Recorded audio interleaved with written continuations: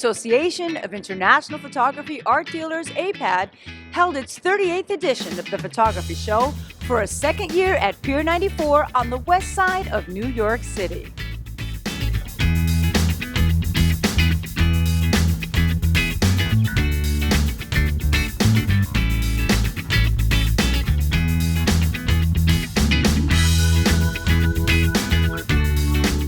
The photography show is one of the world's most prestigious annual photography events and the longest-running exhibition dedicated to the photographic medium. The AIPAD Photography Show offers a wide range of museum-quality work, including contemporary, modern, and 19th century photographs, as well as photo-based art, video, and new media.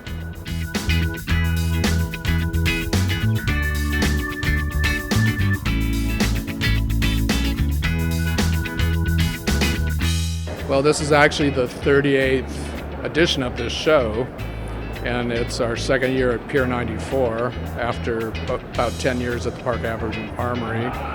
This year we have 96 galleries exhibiting photography, everything from early 19th century up into video and new media. We also have 30 publishers and booksellers, special exhibitions of collectors' works as well as institutional ones. And we have a screening room that's showing documentary films that are about photographers. So we have quite a bit going on, and it's a wonderful way to use all the space we have here at Pier 94.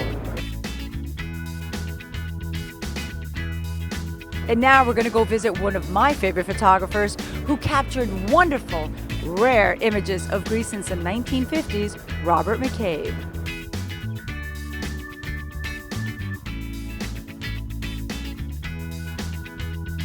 I'm very excited to be here today, and it's a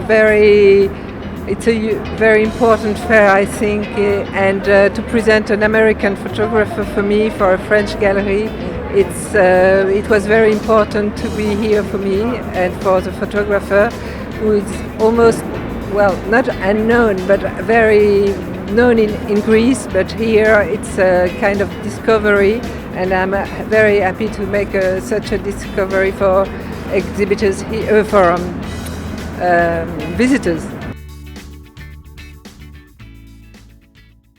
I'm very honored to be sitting with my favorite photographer of all time, Robert McCabe, right here at AIPAD.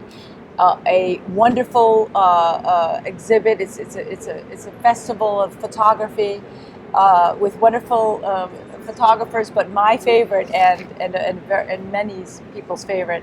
Robert McCabe has been capturing Greece for over 50 years, and I don't know if many of you know, on my set, I usually have this book, and I could not wait to meet him here in New York today. He has over 13 books today are out by Robert McCabe. Robert, thank you for having us.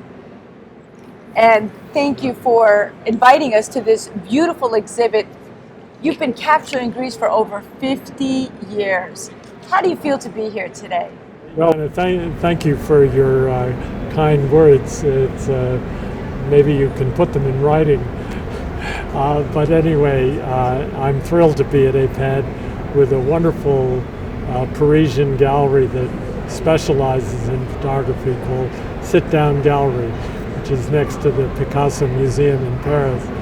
And I've exhibited there, and I'm really honored that Françoise Bornstein selected me for exhibiting at AIPAD. Very thrilled.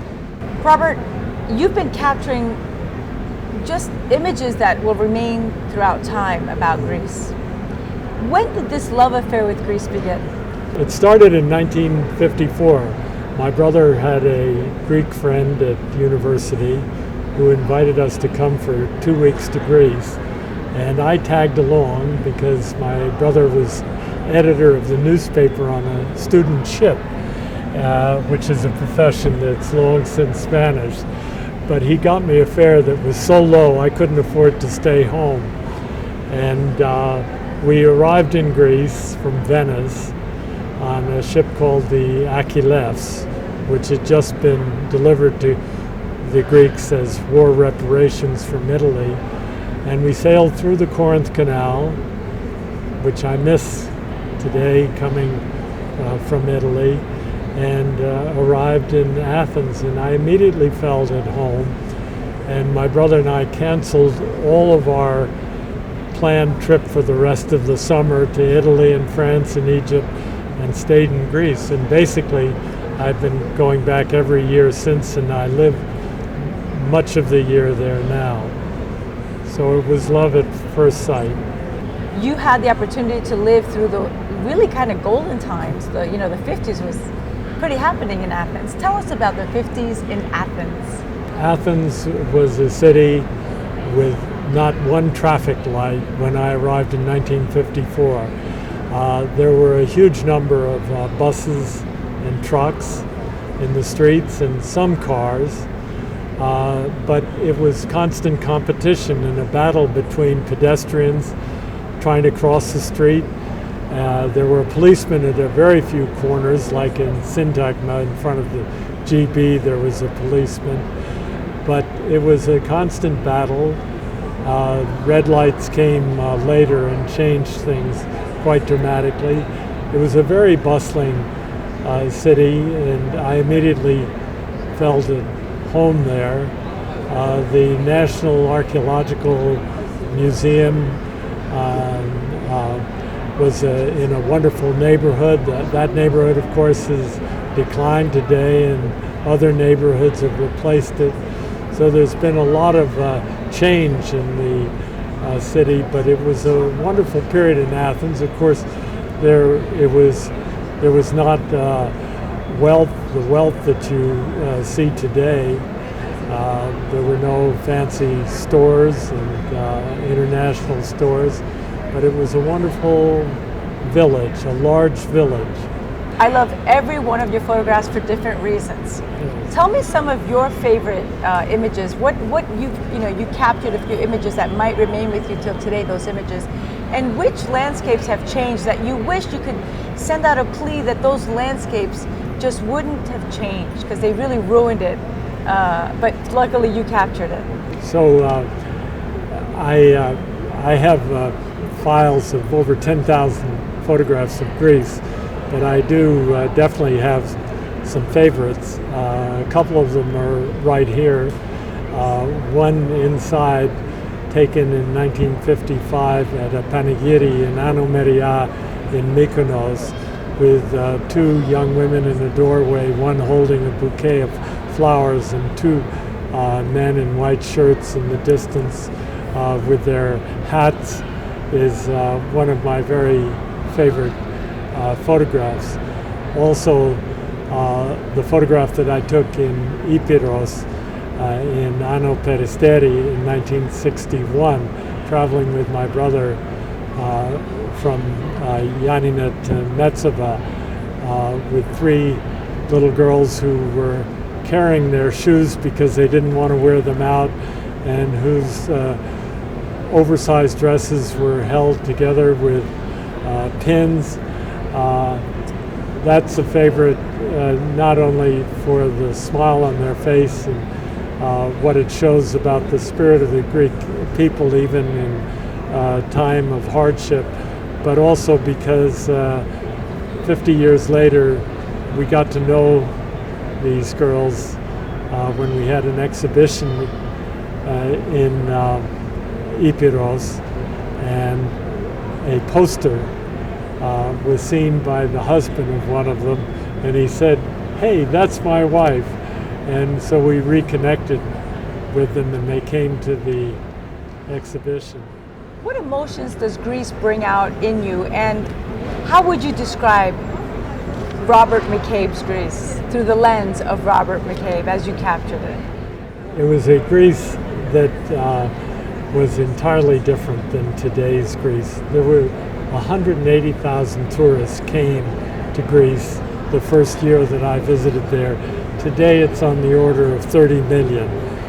And to take a country the size of Greece, and add that number of tourists changes things.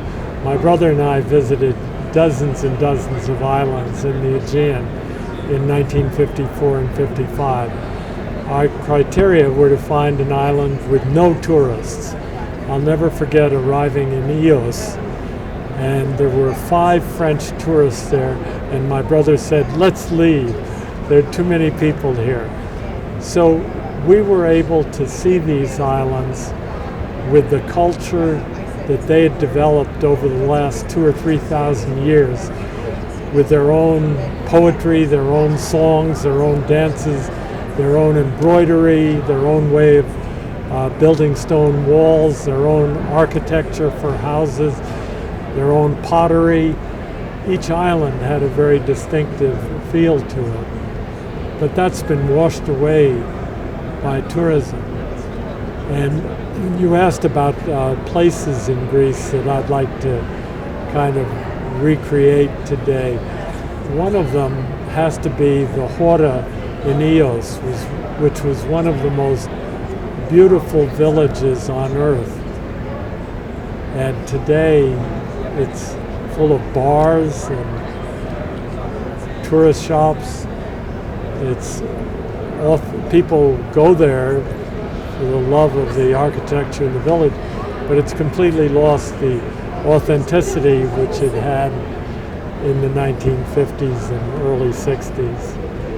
And another place, of course, that I'd like to see restored is Patmos, the old path to Livadi to Yeranu, which was suddenly one day 12 or 14 years ago bulldozed into oblivion and replaced with a highway.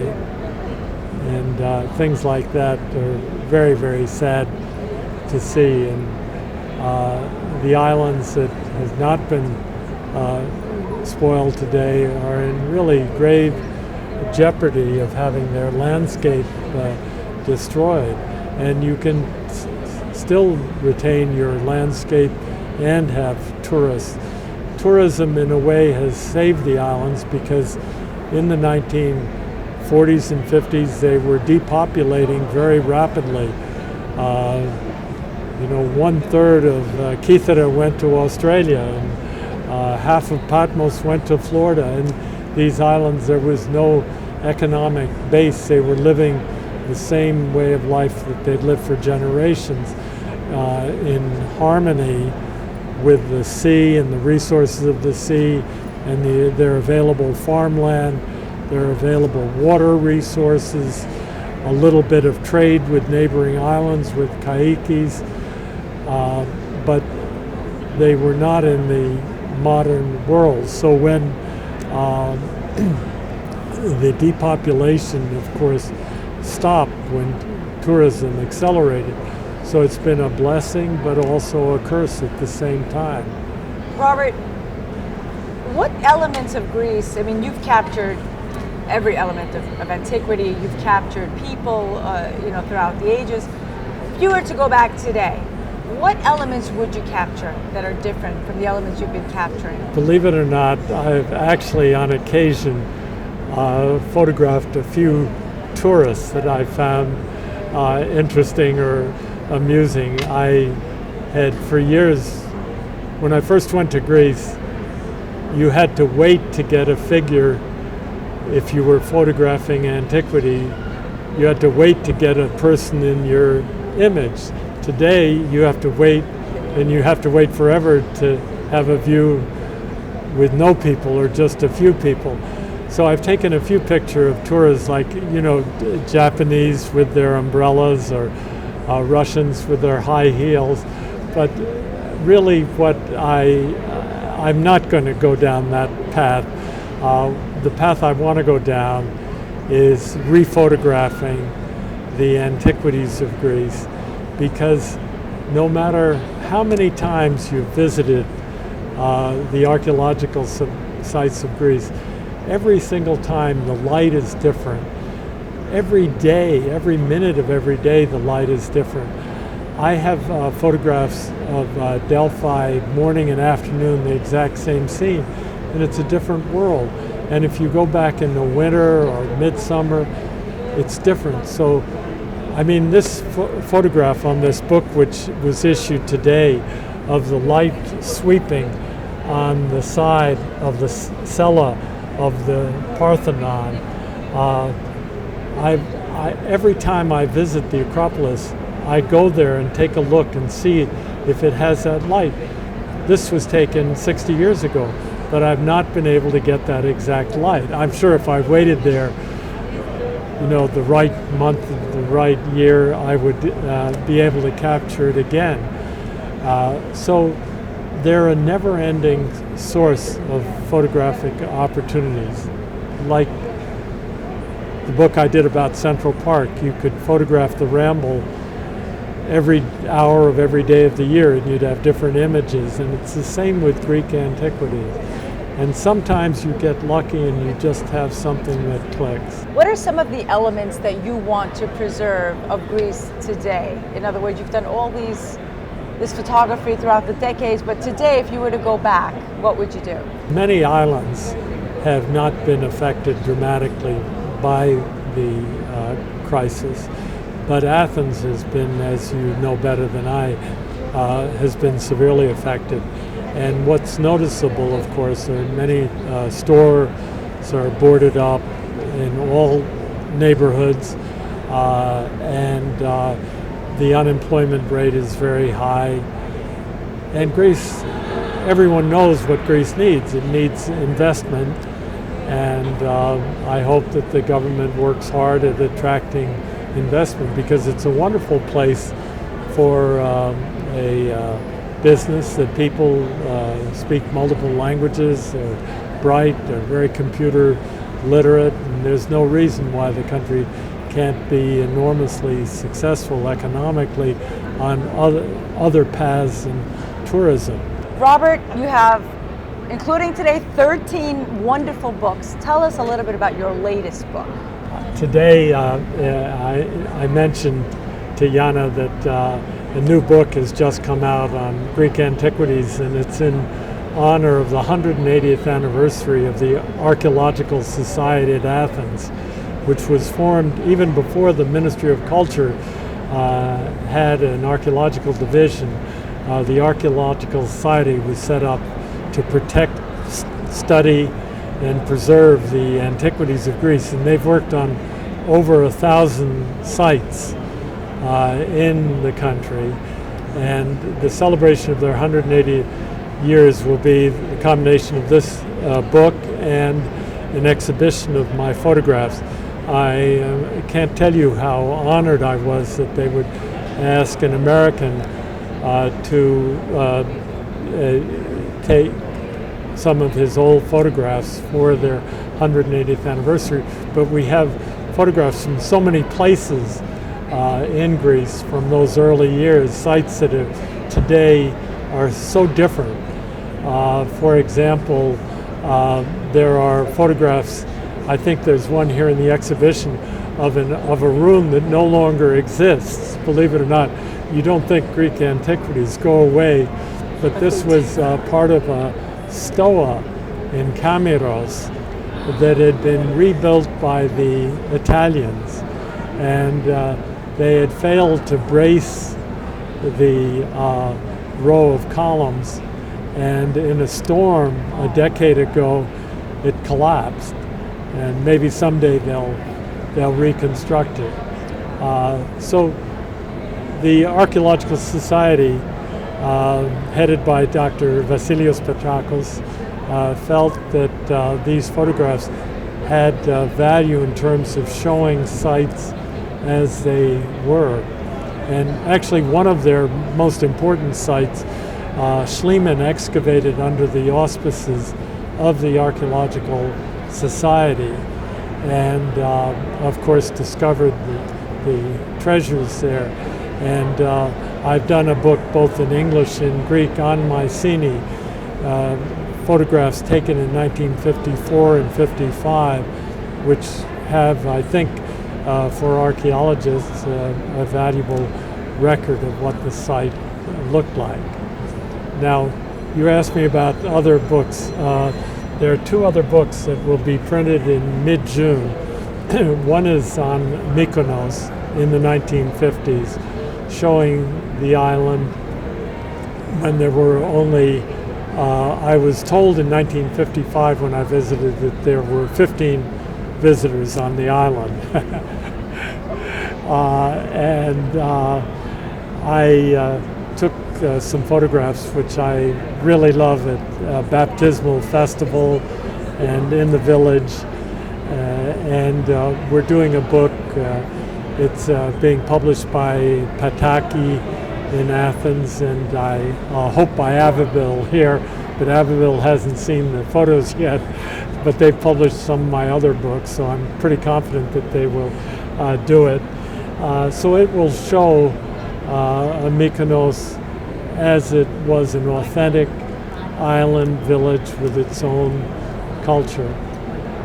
And the other book is about an island in Greece which maybe 0.1% of the Greeks have even heard of. It's an island called Stamfani in the Ionian Island. It's part of a group of islands, a group of two islands called the Strophades, which have been known since antiquity. Virgil talks about them. And in the 13th century, a monastery was set up there, which is recorded as early as 1420 in a traveler's book as a fortified monastery. And as far as we can tell, it's the only remaining fortified church in Greece where the church is part of fortification. And it was, we had the enormous good fortune to know the last monk there, Father Gregory, who passed away in June of 2017. And Father Gregory, working with Katerina Limperopoulou in Athens, has in effect dictated the captions telling how the things in the monastery work. And the monastery was devastated in the earthquake of 1997, but structurally it's still there, and it's held together today by 3 tiers of cables. This 5-story structure, it looks like an old attic shoebox. And so I'm working with Katerina and with Pataki's publisher, with Professor Mamulakos of Patras University, and with the effort of the of Zakynthos, Christina Mercouri, to produce a book which hopefully will get people interested in funding emergency repairs before this unique monument collapses, because the next earthquake, as Father Gregory himself said, he's worried that in the next earthquake it could just be a heap of rubble. So we're trying to bring attention to this island, which in addition to this fortified monastery has a cedar forest, a beautiful cedar forest, and a magnificent English-built 19th century lighthouse. So it's a tiny island, you know, barely a mile from one end to the other. It's unknown, and hopefully we'll bring some love and attention to it, because it's something that really must be preserved. What is your advice to photographers today? I mean, you know, photography's changed dramatically. Technology has exploded, and photography is quite different. What is your advice to the new photographers, and where do you think photography as an art form is heading today? No, it's very interesting. I actually, every photograph here in the exhibition is taken with film, and the prints are all made from the original negatives. Even the 1 meter, the 40-inch by 40-inch prints are made from the original negatives. very, very hard to find anyone who can do that in the United States today. Actually, my printer in Athens, George Marinos, came with his wife to Paris to a laboratory there called Le Chambre Noire, and they together made these large prints. So, but what we're doing today is not going to be done much anymore, because today images are captured on digital media, and they're processed digitally on a computer. There's no dodging with a piece of cardboard and fingers. And the results, of course, can be stunning because of the control that you exercise. But the prints here are really a joint venture between the photographer and the printer. I did half the work, and the printer. You know, my work is, say, 1/50th of a second in snapping a shutter. The people in the laboratory, on one of these prints, they could have spent easily 2 hours. So I've moved into the digital world. It makes things a lot easier in some respects, but I have enormous respect for Françoise Bornstein for having put her foot down and no digital intervention. Robert, thank you for having us. I am your biggest fan.